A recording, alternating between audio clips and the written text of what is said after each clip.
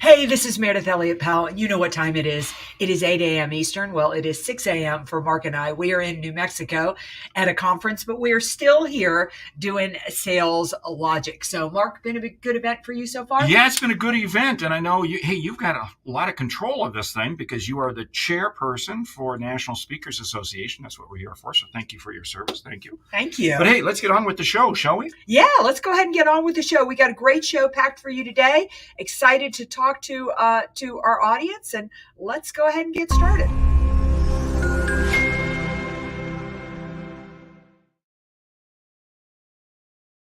All right, welcome back to Sales Logic, the show where we dive into the strategies, discuss the steps, everything that you need to know to be more effective at sales. Now, before Mark tells you what we've got planned for today, I always like to tell you how the show works because we want you, the audience, to be a part of the show. So if you've got a question, if you've got anything that you want us to cover, all you need to do is go to saleslogicpodcast.com, send us your question, or reach out to Mark or me. We cover a hot topic, we recommend a book, and because we want you to leave with return on investment, we have a lightning round. So Mark, what is on tap for you today? The impact of sales leadership. And hey, should it be positive, negative?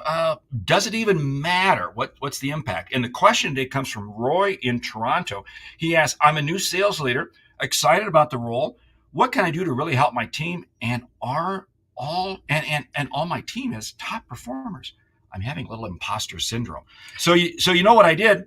I had to run that through the Sales Logic Brain, right? So Sales Logic Brain came back with a number of absolutely great comments. I'm just going to share a couple of them. And that is, first of all, you got to understand the individual motivators. And I hope we talk about that because that's so key when you're motivating a team, because it's not just a team, but it's individuals. Another thing it talking about is you have to be able to step back when necessary when you're dealing with top performers. But a whole list of things in there. But I'd love to get your opinion outside of Sales Logic Brain. What should he be doing? Well, number one, sales leadership matters. Oh, my Lord, it matters a lot.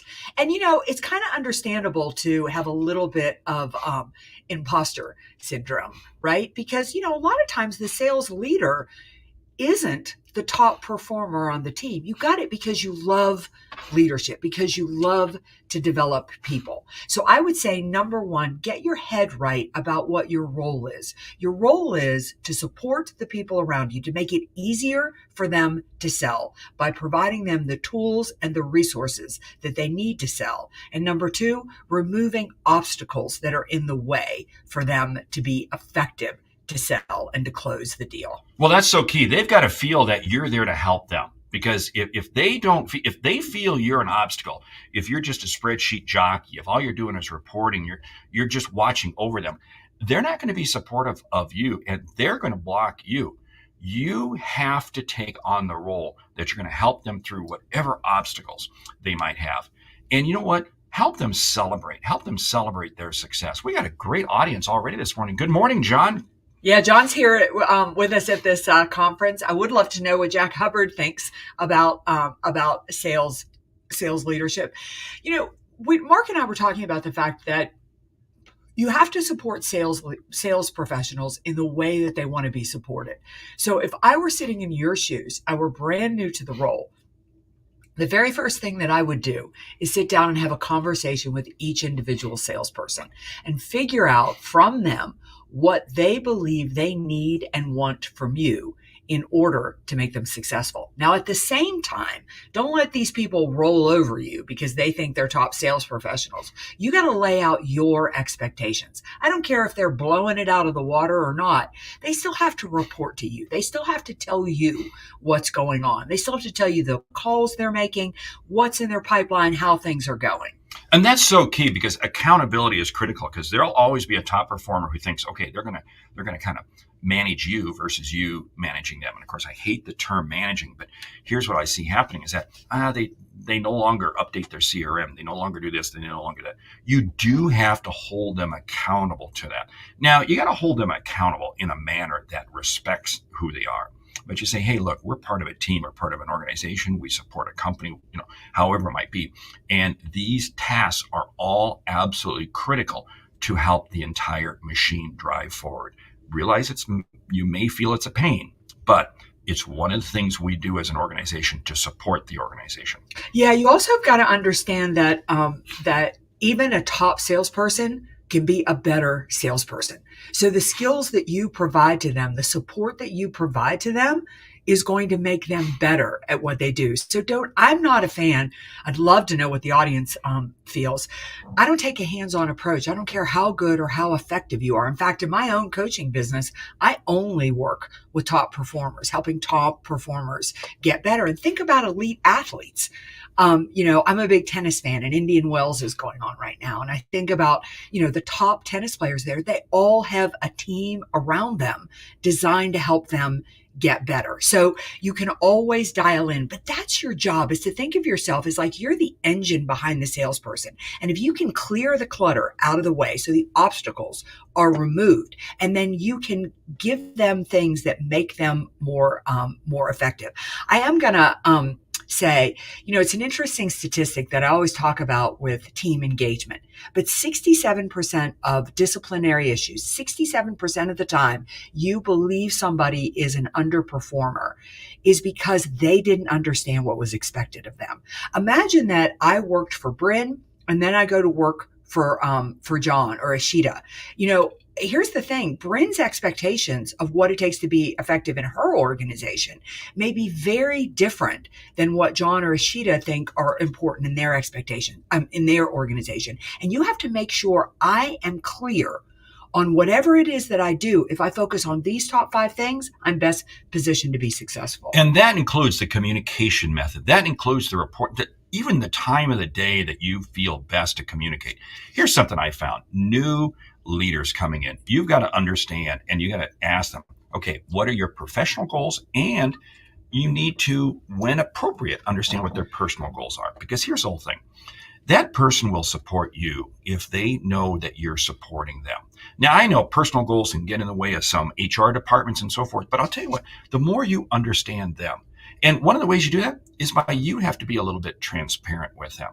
And if you look at great organizations, there's a level of transparency with the leaders and their people, and you have to be willing to do that. One final piece that I love to say, never think, and you touched on this, never think that a top performer is as good as they can get. Yeah. There's always another level. There's always, and you got to keep helping them achieve an even higher level of success. Yeah. I love Brian's question here, and I'll go first on it. Give me your thoughts on a part-time sales manager. I'm all about it, but I don't call him a part-time sales manager. I know both Mark and I work in fractional sales manager roles with organizations. Part-time to me set somebody up to sound a little bit weak, like they're not there. But a lot of times I go into organizations, as Mark does, help them set up their sales team, help them establish their sales process, and serve as a support system there to get the team up and running. Why? Because it's a very different skill set to get a sales team moving and going and getting them effective and then maintaining a sales team. Personally, I get bored when it gets to the point of maintaining a good sales team. I want to move on to something else. So Brian, I like the idea. I just call them fractional versus part-time. Well, and that's the whole thing.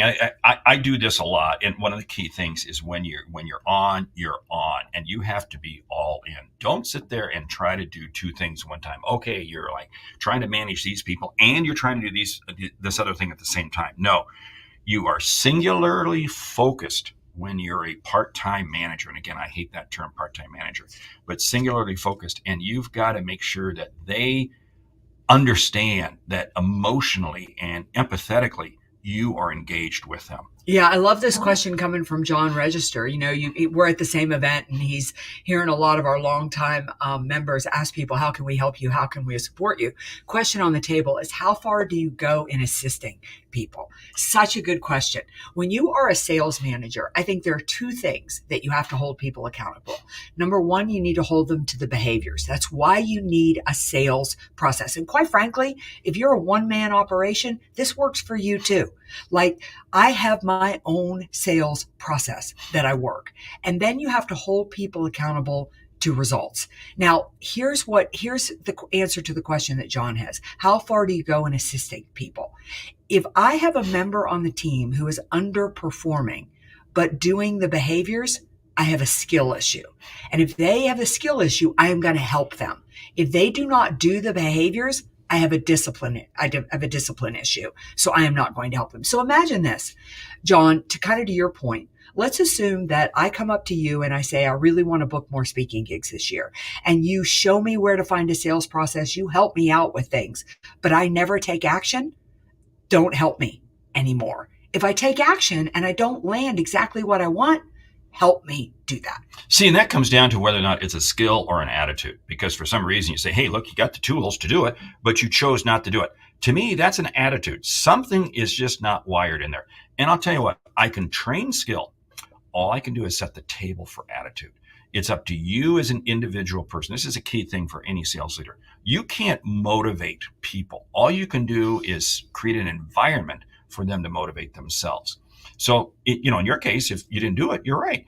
Hey, I've done what I can. I've got to find a way to cut you loose, period. Yeah, I love this from Bryn Tillman. Understand their motivation and what their life looks like when they get better. When you get to their why, it's so much easier to help them succeed. Bryn, I couldn't agree more. I think why is the most important question we can ever answer in leadership. Not only their why, but the organization's why. Like when you have to go to a high-performing sales team and say, you knocked it out of the park last year, so we just raised your goal 25%. You better tell them the why, because, the competition is coming into the market. We believe there's more people we can help. Why is such an important question. Well, and the why is also a personal piece, because as a salesperson, am I in this just for the money? Or am I in it because I truly want to help people? Or, what is the reason? This comes back to understanding the motivator, because when you understand the why, you understand the motivator of the individual person. And every person is going to be different. And you've got to take the time to understand that. Yeah, I love this, Brad. What's in a name? Mindset means you're all in no matter how much time is referenced. Right. I mean, hire for somebody who cares, who's into it, who wants to do it.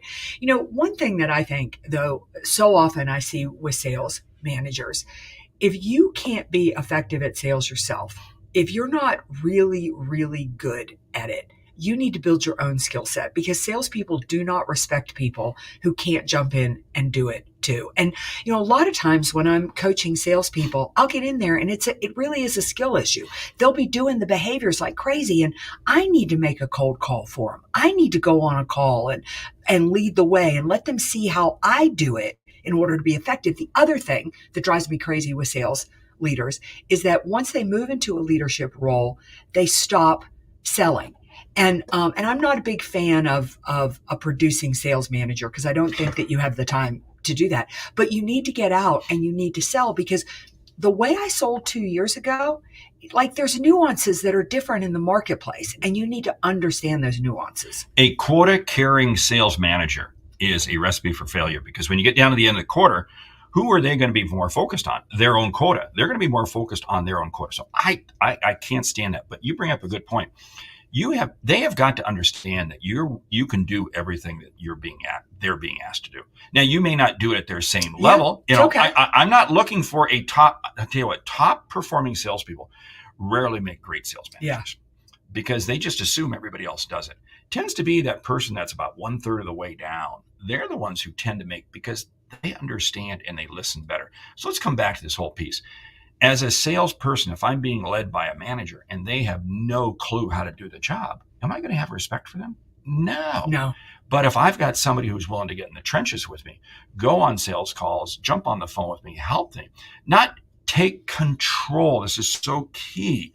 Not take control, but help coach me through. Then, hey, I'm all in, and I'm going to like a sales leader like that. Yeah, I love, Wendy, I love what you're doing, supporting a network of independent sales consultants who are self-managed.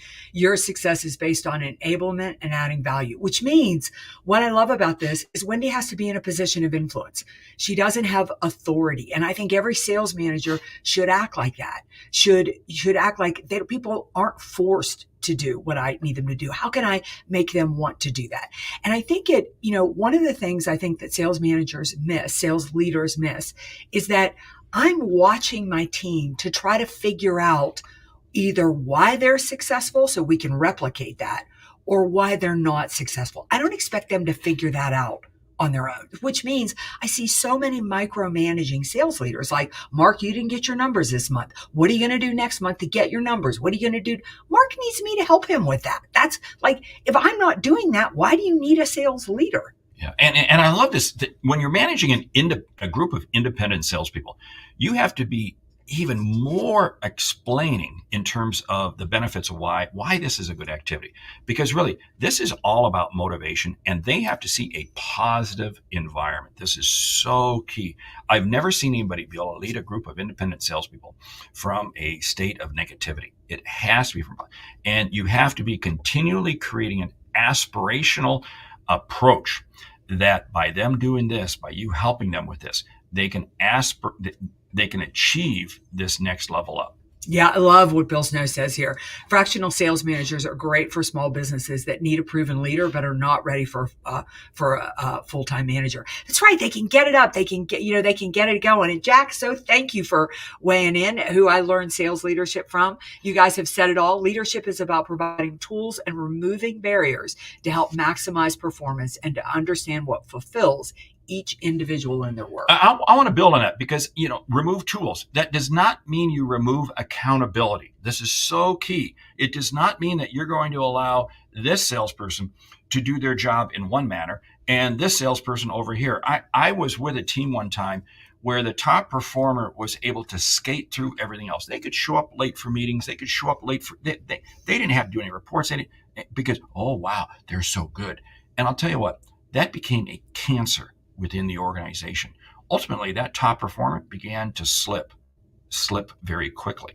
So no, there has to be a level of accountability that is uniform across the organization. Yeah, Brad, explain a little bit more about the thoughts on a sales manager without a personal quota. So again, just my personal feeling, people do it really different ways, but I don't want my sales leader competing with my sales team. Here's years ago when I was I was working for First Citizens Bank, we were in sales leadership roles and we were allowed the flexibility to set it up how we wanted to.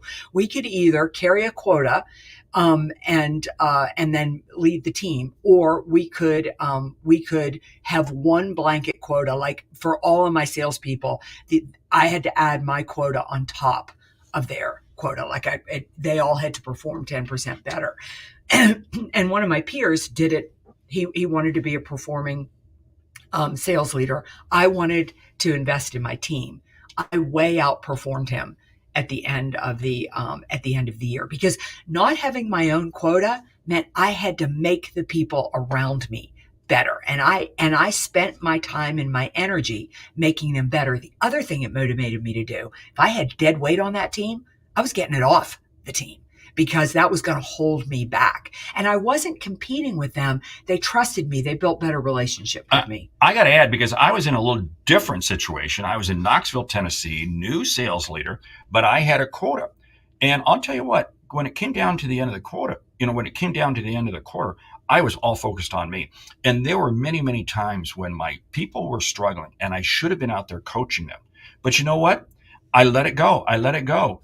Because I was focused on me, because I felt if I don't make my quota, what's that going to demonstrate to my boss and what's that going to demonstrate to the rest of the organization? And as a result, I did not coach my people up properly at the end of every quarter. Yeah, exactly. So, all right. I know Brad's got one more question in here I want to get to. We have a huge network of independent salespeople. Do you believe in having them do discovery for solutions or sell packages? It's a support scale issue we are strategizing. Discovery is key. I don't care what it is that you sell, unless you're selling pencils.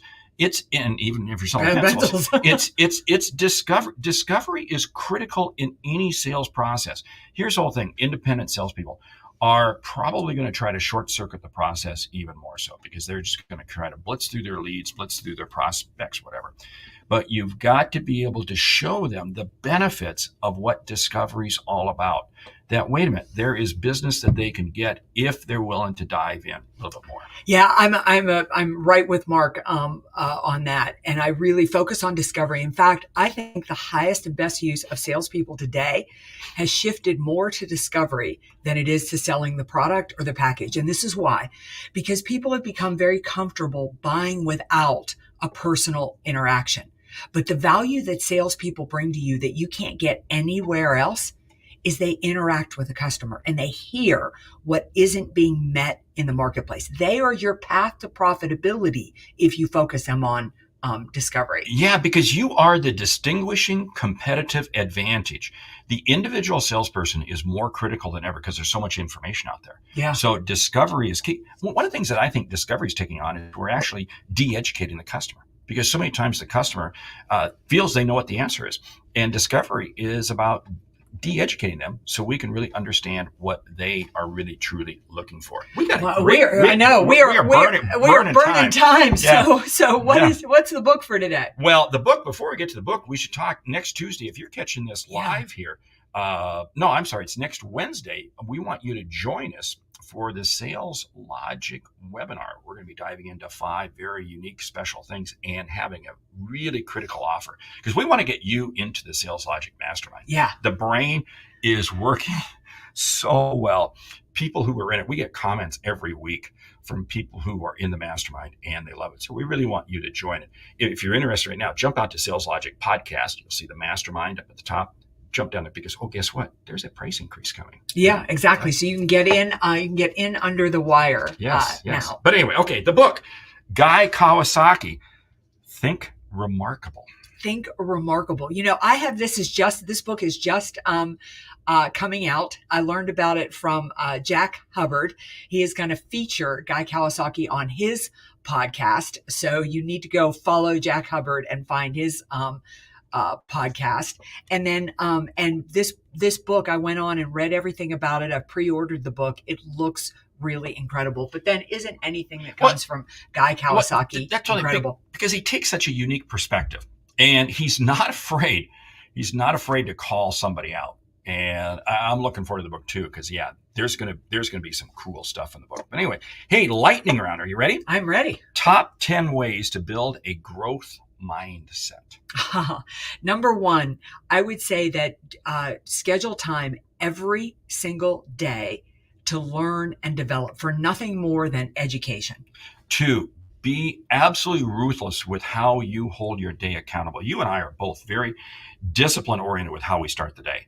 Top performers always have a very set routine. Yeah. Surround yourself with other growth mindset people. You're going to need the infection that they are going to put into you with their growth mindset in order to develop. It's one of the reasons for the Sales Logic Mastermind. It's one of the reasons we're both here at this conference, because it's you become the sum of the 5 people you associate with the most. Pick your friends carefully. Yeah, I would say number 4, you need to do work to really start to view obstacle as opportunity, to start to convince your mind that the obstacle in front of you is there to propel growth, not to prevent it. Take the attitude, every day I'm going to learn something new. Every day. And ask yourself at the end of the day, what did I learn? What did I learn new? And how is it going to help me tomorrow? Yeah, I would say number 7, cast a vision. You need to really put down a vision of where you see your life, where you see your health, where you see your finances 1 year from now. And you need to read that vision at least 3 times a day, because you really need to groove that into your brain that growth is in front of you. And as much as you have that 1-year mindset, you have to play the long game. Got to be looking at, where do I want to be 5 or 10 years from now, or even 25 years from now? Because it's amazing. Top performers, top leaders, they never stop growing. Yeah, I would say you need to understand with a growth mindset that business isn't separate from your personal life, from your finances, from your health, from your relationships, from your spiritual life. You have to be making progress in every single arena. You can't have a great business and be upside down from a retirement standpoint. You can't be blowing it out in the water financially and not paying attention to your health. Not every bucket needs to be perfect, but people with a growth mindset understand it's a holistic approach. And don't ever forget that there are things you got to get rid of. The growth mindset means that what you're doing today may be different from what you were doing a year or two ago, and that's okay. Always be asking yourself, why am I doing this? Because again, it's continually finding the next level. Yeah, I'll do one more. You do Okay. one more. I would say if you want to have a growth mindset, you need to focus more on what is moving you forward and far less on what is holding you back. It is so easy to get sidetracked with blame and obstacles. And what you focus on is what you're going to get. And I got to end with be an optimist. Be the eternal because I tell you what, when you're optimistic about what you can achieve, it is amazing what you can achieve. Hey, we do want to encourage you to join us Wednesday for the Sales Logic webinar. We'll put the link in the show notes, and we'll add it to LinkedIn. We'll add it to Facebook and everything else this morning. But anyway, with that, we want to say thank you for listening to Sales Logic. If you like what you hear, subscribe, rate, and review the show on your favorite podcast app. Something we've said has earned you a single dollar. Consider telling a friend about our show because it's how we grow when we help you grow. I'm Mark Hunter. And I'm Meridith Elliott Powell. Remember, when you sell with confidence and integrity, all of this uncertainty suddenly becomes your competitive advantage. And the sale becomes logical. All right. On Jack Hubbard's podcast, if you buy 25 books, you're going to get 30 minutes with Guy Kawasaki. I am buying 25 books. So anyway, we will see you Wednesday for the special webinar. Catch that. You'll see it all over our social media sites. You can learn more about it at the saleslogicpodcast.com. Please sign up for the Sales Logic Mastermind. But most of all, we want to see you right back here next week. You are the most amazing audience for another episode of Sales Logic. Great selling this week.